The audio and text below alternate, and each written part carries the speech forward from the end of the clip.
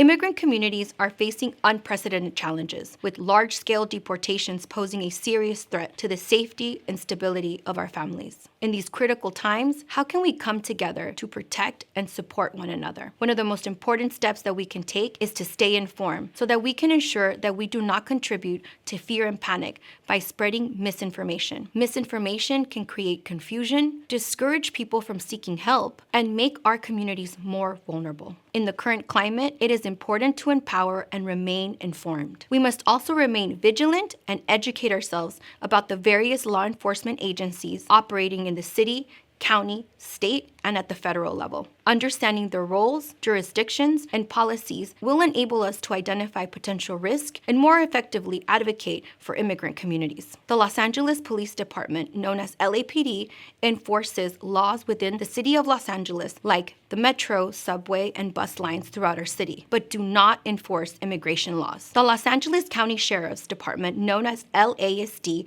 patrols areas within and outside Los Angeles County, including county parks, public hospitals, and community college campuses. The California Highway Patrol, known as CHP, holds primary jurisdiction over all highways and roads in California, including streets beyond the city limits. Unlike local police departments with restricted authority, the CHP is empowered to enforce laws on all state highways, including interstates and freeways. U.S. Immigration and Customs Enforcement, known as ICE, oversees the law enforcement within the country's interior, managing detention and deportation operations. Meanwhile, U.S. Customs and Border Protection enforces immigration laws at ports of entry by land, sea, and air, as well as within 100 miles of the border, which includes areas like San Isidro. It is important to understand that the Fourth Amendment still applies within these areas. Know your rights. Regardless of your immigration status or your citizenship status,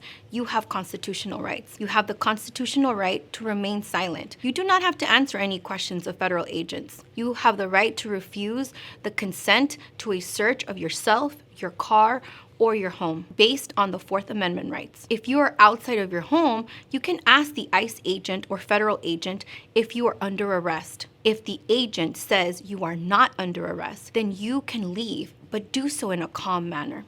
Federal agents must have a warrant signed by a judge. If an ICE agent or any other federal agent does not show you a valid warrant signed by a judge, you may refuse to open the door. Remember, an administrative warrant of removal from immigration authorities is not enough. You have the right to speak with a lawyer if you are under arrest. Ask for one immediately. However, the government is not required to provide one for you, but you do have the right to contact a lawyer or ask for a list of low-cost or free immigration attorneys. So remember, by fostering awareness, sharing accurate information, and building strong support networks, we can work to keep our communities safe and empowered. See something? Say something. You can call the Safe Communities Hotline at 213-279-2526. Stay up to date and informed. Follow us on Instagram at _SALEF for updates on Safe Communities Keeping Families Together workshops. We're here to help you build a plan in case of an emergency.